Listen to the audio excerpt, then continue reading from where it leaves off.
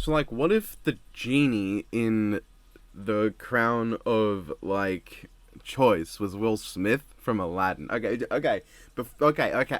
Think about it. So, what it does, according to the fairy tale book, you put it on and you see a random future scenario and the choice and the result of the choices you'll make in that future. So, what if, when you put it on, you, like, go into a trance and you're in a black void and all you see is Will Smith genie, like, you might think you know, but you got no idea. Welcome to my crib. And he starts, rapping and shit.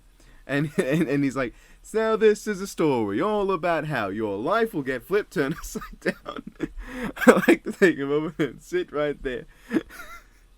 And he just raps the event. So like, you'll see the future, but he'll narrate it in rap, and it's Will Smith. Just imagine that. That would be fucking great.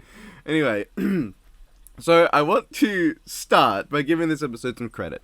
Overall, I think the idea they were going for was relatively solid. It's an episode of consequences. Now, we all pretty much knew what would happen based on last episode. Cinder would do something shitty, Ambrosius would do something with the doors, someone gonna fall down a hole. We all pretty much knew this was coming. I mean, the last episode screamed at us, but the last episode felt super triumphant, like too triumphant. So I'm glad this episode was a callback to reality. I'm generally okay with the course of events, but some of the specifics are a little stupid. Alright, so what did I like? Well, Yang died. Okay, hold on. Before anyone starts, this has nothing to do with a certain running gag on my channel. What I like is that it adds some actual fucking stakes. Someone actually died. Aside from that, I like... I started writing this script without having a general idea of where to go, and I think that's all I liked. Wait, no, what's got to be cool? And I like that one bit of Crow flying in as a bird, then transforming and body slamming Harriet through the window of her ship. That was cool. Besides that, I think I just like the general idea of the episode more than some of the specifics, which we can talk about now. Back to Yang's death. Yang gets her aura one shot now. One shot by Neo. Now this would imply that either Yang's aura sucks, which it shouldn't, or it sets a precedent that Neo is strong enough to one-shot people's aura, which is impressive, and it does return Neo to her status as one competent villain. But at the same time, it makes you wonder, how can anyone block her attacks? Is RWBY's Crescent Rose more powerful than Yang's aura? I know some people will be like, well sure, that's a weapon, while aura's just aura. But then people with auras survive big fuck-off explosions all the time. Jean got thrown into the sky by a Deathstalker and was fine, even though he crashed into RWBY and then into a tree.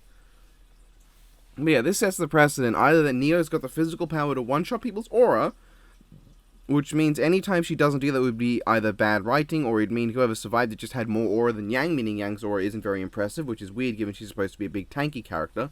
Or it goes back to setting the precedent that the actual strength of each individual character's aura doesn't matter. We can have Cinder, as a child, being strong enough to cut someone's aura down in 2 hits, which is absurd. And I don't care. I mean, is Cinder just supposed to be a character who's so strong that as a child she can two-shot a huntsman? Because that's not something that's ever really built up on. But yeah, breaking aura is arbitrary. It is a commercial airline's emergency panic button that Rooster Teeth can press at any moment to be like, be afraid. But it's not because of logical cause and effect, but because Rooster Teeth just want it. Rooster Teeth aren't thinking, is that enough damage for them to actually lose their aura? Should we actually try to write a way that it makes sense for the aura to break? No. They just think, RWBY gets dropped from like 10 feet? Be afraid. Yang gets slapped across the face with a sword? Be afraid. Someone takes a shit too hard and strains their asshole, causing it to break their aura? Be afraid. What bothers me more is not the idea that Neo broke in one hit, but the fact that it needed to break it all.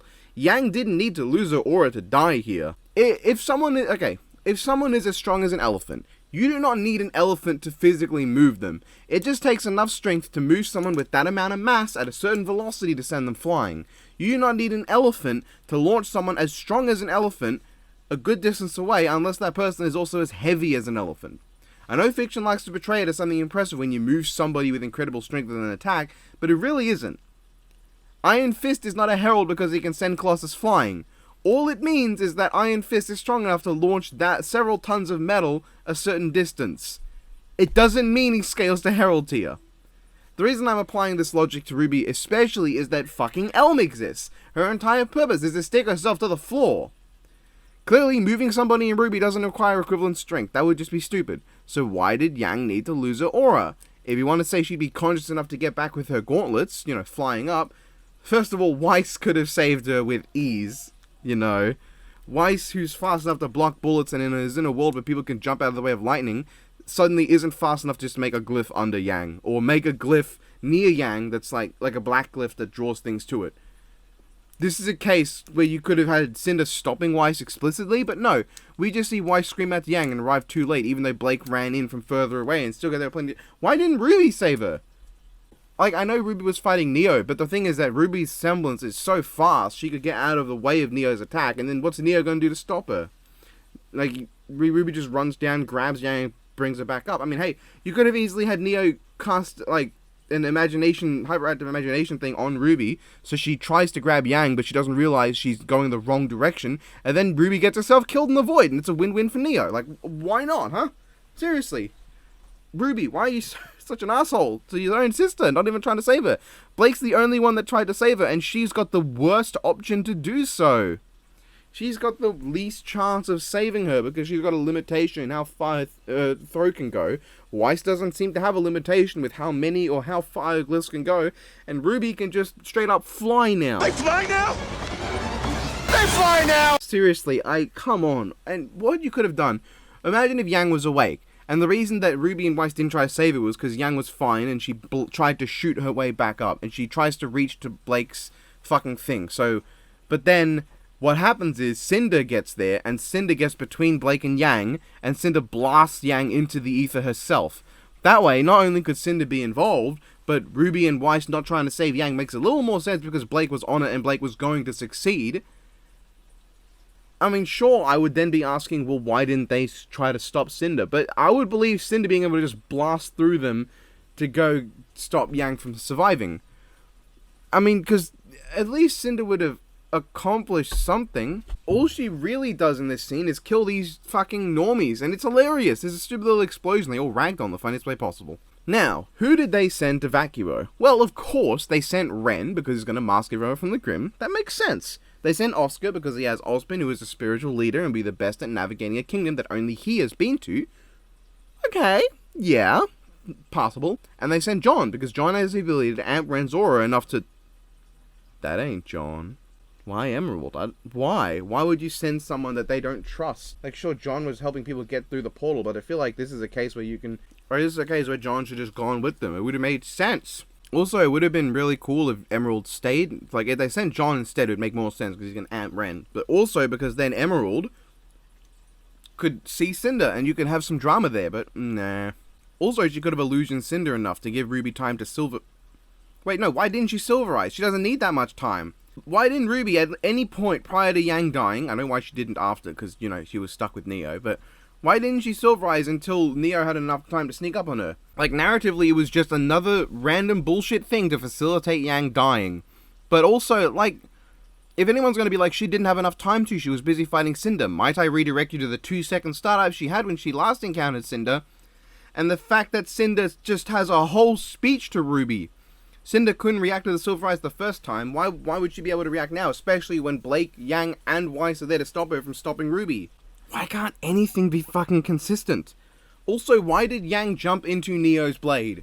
Why didn't she just tackle Neo so she could try to at least take Neo with her? Or, like, shoot Neo with her arm gun? Why didn't she fucking rocket fist Neo across the face? Wow, just so much bullshit to get Yang to die.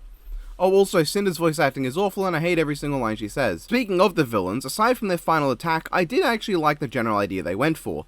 They used the Relic of Knowledge, that was good and all. I liked the brief moment where Cinder sees emeralds with them. But then we get my favourite scene. Cinder, Watts, and Neo walk into a room, everyone screams for 2 seconds, and it smash cuts to everyone being dead! It's so fucking funny! Like, this reminds me of a goddamn Doug Walker skit, and that's not a joke. That's unironically what it makes me think of. How did the people who are just sitting on chairs die? What's with this guy? You can't stick a guy flopped over a chair like this in the foreground without expecting it to be funny. There's also a really, really contrived scene of an Elysian running in the stupidest, funniest Joseph Joestar way. And then Crow and Robin, like, they shoot it twice, but that doesn't stop it. But then they just stop shooting! They stop shooting for some reason. They just let it get close. What if they just shot its legs out? Then Marrow jumps in front of it, and once again, Marrow, Stop it with your semblance, man.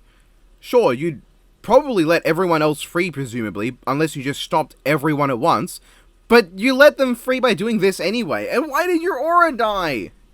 This was your first hit of the day. Did Winter really suck him so hard that it nearly broke his aura, and did he not recover it in the long ass time between then and now? Did stopping 3 people do that much damage to his aura? He doesn't even look winded from it. That stupid ass sequence is just here to facilitate Harriet jumping on the ship so she can arm the payload, and Marrow not being able to stop her from doing so. It's stupid. It's dumb. He could have literally just stopped everyone, including that fucking Elysian, and it would explode off in the it would explode a good distance away where it doesn't hurt anybody. He just ties up the rest of the Aesops and lets them all go. Literally, this was just here so Harriet could get on the ship and arm the payload, which, by the way, Vine might have been in the process of talking her out of until our favourite ruiner of everything good, Robin, decided for the second time she'd start shit with an Aesop on a flying vehicle. And because of her, the payload is armed and will likely take out everybody, including Ironwood in the next episode. Let's be honest, there's a very good chance Ironwood's gonna fucking die next episode. God, my mind just thought, what if Yang isn't dead? Like, imagine if Yang doesn't die, and everyone else falls into the void, and instead of dying, we just see that everyone's alive and well in the void, and this whole sequence loses all meaning and all strength, and my biggest plus to the episode of having the balls to kill off a main character is gone. If that happens, I will be so angry.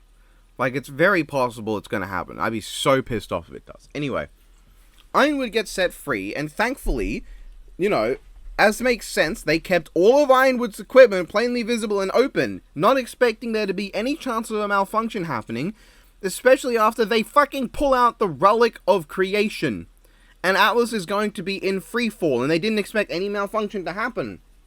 Like, during the build-up to that, huh? Good job, dickheads!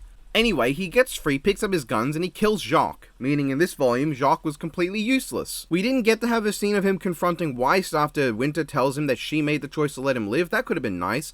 I would have actually liked if there was a meaningful resolution to his character where he has a bit of an arc, and he learns to be less of a dickhead. I would have loved to see him encounter Whitley again after Whitley's come into his own and become his own character who gets to do his own things. I would have loved to see him see what has happened to Whitley. And unless Ironwood's got a BFR gun, which he does not, it's a BFG gun, he just fucking killed Jock. There is actually admittedly one nice bit with Ironwood where he sheds a tear over Winter betraying him.